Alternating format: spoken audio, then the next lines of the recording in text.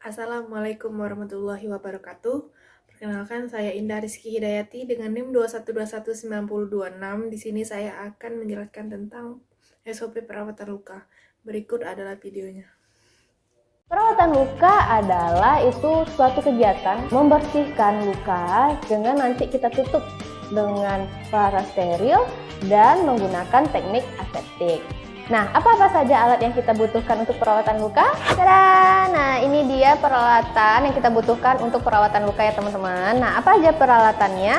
Pertama, tentu saja kita butuh set steril. Nah, di sini karena udah steril, nggak kita buka. Isinya itu ada pinset anatomis, pinset chirurgis, ada gunting jaringan, lalu kom 2 buah.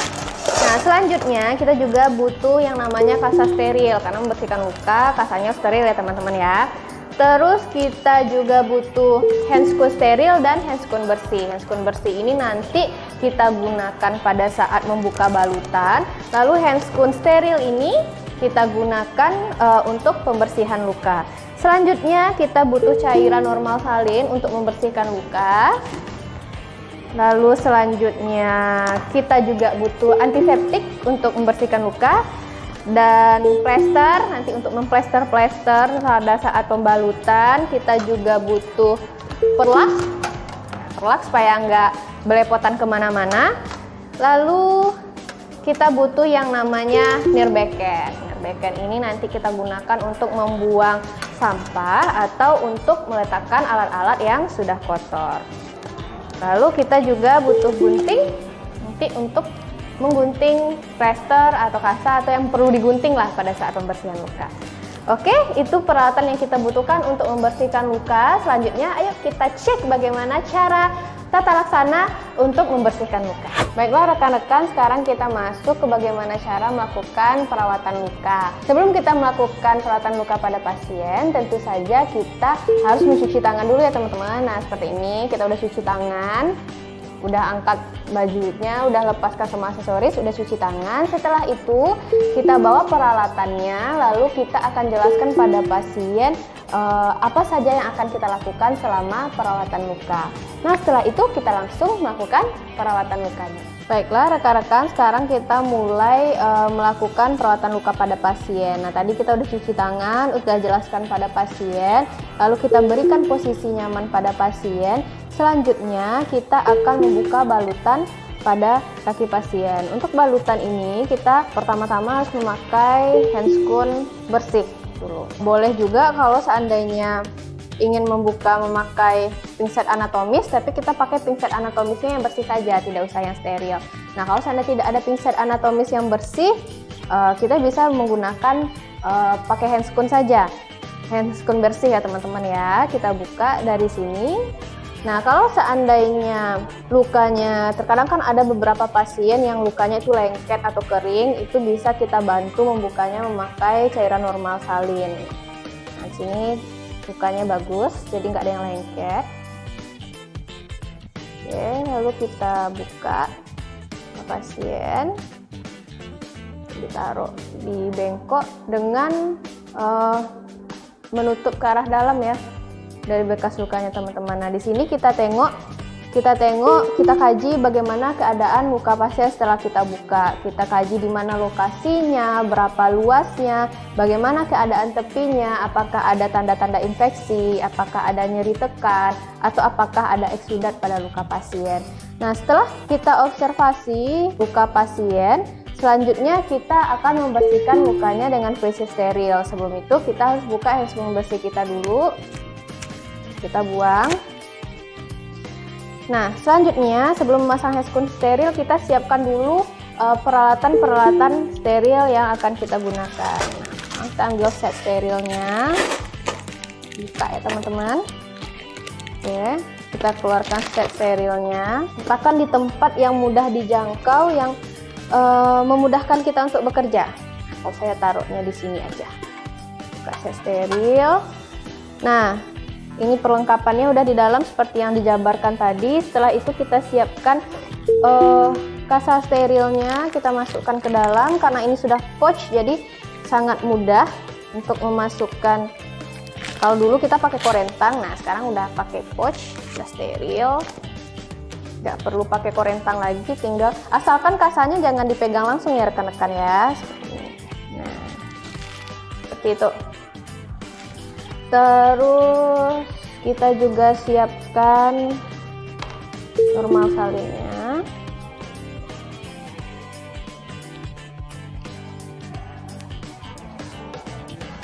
Oke.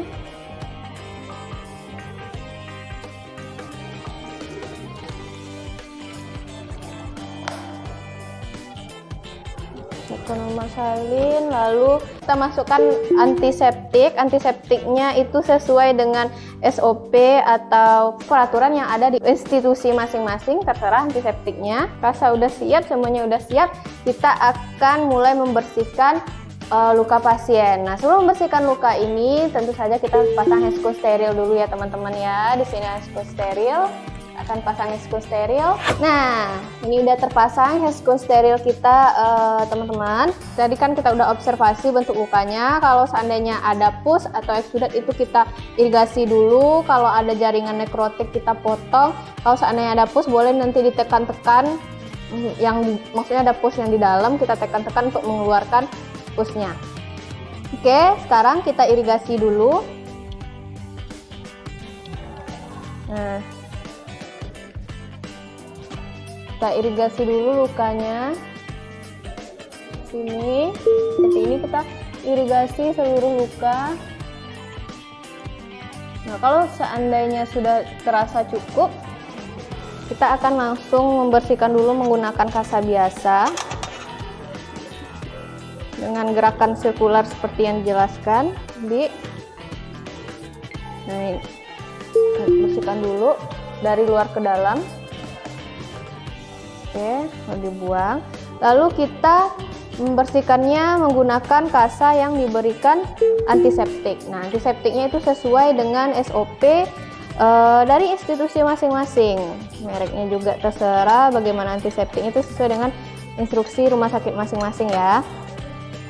Nah, kita bersihkan sama dengan gerakan sirkular sekali usap saja.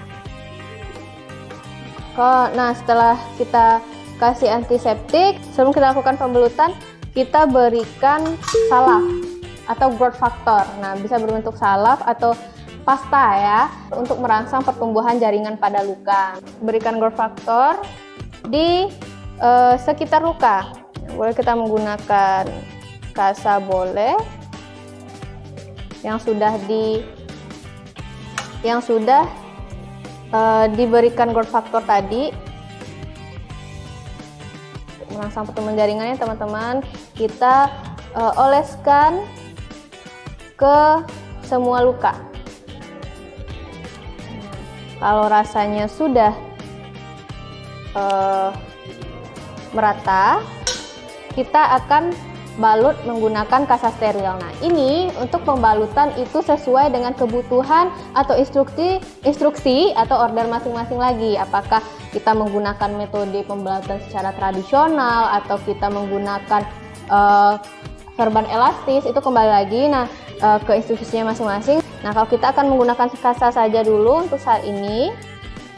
Nah, kita tutup lukanya pakai kasa steril. Nah, kalau seandainya eksudatnya banyak atau ada cairan yang terus-menerus keluar dari luka, itu boleh juga diberikan tambahan kasa. Oke. Kita lakukan pemasangan plester. Kita ukur dulu ya panjangnya. Oke. Nah, ini sudah dibalut luka pasiennya. Setelah kita balut, kita informasikan pada pasien bahwa pembersihan luka sudah selesai kita laksanakan, dan silakan sarankan pada pasien untuk menjaga kebersihan khususnya di lokasi area luka. Setelah itu kita bereskan peralatannya, kita bereskan peralatan kita. Oke, permisi.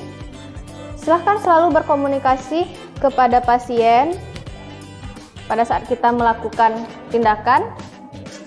Kita bereskan peralatan, kita buka handscoon, cuci tangan, dan jangan lupa selalu dokumentasikan semua tindakan yang kita lakukan. Itulah tadi video yang dapat saya sampaikan dan jelaskan tentang mengenai SOP perawatan luka. Jika banyak kesalahan dan kekurangan, saya mohon maaf. Wassalamualaikum warahmatullahi wabarakatuh. Terima kasih.